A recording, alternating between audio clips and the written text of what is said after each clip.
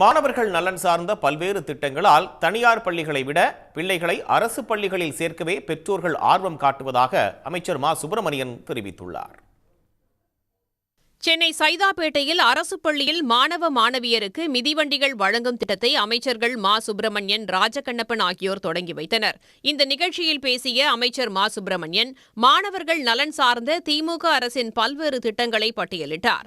கடந்த 3 ஆண்டு கால திமுக ஆட்சியில் இதுவரை 14,73,274 இலவச மிதிவண்டிகள் வழங்கப்பட்டுள்ளதாக பெருமிதம் தெரிவித்தார். அரசு நிதி உதவி பெறுகிற பள்ளிகள் இப்படி ஏறத்தாழ எல்லா பள்ளிகளிலும் 21 லட்சம் குழந்தைகள் பயன்பெறுகிற காலை உணவு திட்டத்தை கொண்டு வந்து அந்த திட்டம் இன்றைக்கு உலகுக்கே ஒரு முன்மாதிரி திட்டமாக இருந்து கொண்டிருக்கிறது.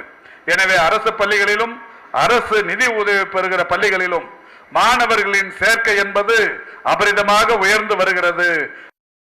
அவரை தொடர்ந்து பேசிய பிற்படுத்தப்பட்டோர் நலத்துறை அமைச்சர் ராஜகண்ணப்பன், கல்வியையும் மருத்துவத்தையும் தமது இரு கண்களாக பாவித்து முதலமைச்சர் மு.க.ஸ்டாலின் செயல்பட்டு வருவதாக தெரிவித்தார். கல்விக்குத்தான் முதலமைச்சர் அதிக நிதியை ஒதுக்கியுள்ளதாக கூறிய அவர், திமுக ஆட்சியில் ஒடுக்கப்பட்ட மற்றும் பிற்படுத்தப்பட்ட மக்கள் உள்பட அனைத்து தரப்பினருக்கான திட்டங்கள் செயல்படுத்தப்படுவதாக கூறினார். உடனுக்குடன் செய்திகளை தெரிந்து கொள்ள சன் நியூஸ் பெல் ஐகானை கிளிக் பண்ணுங்க.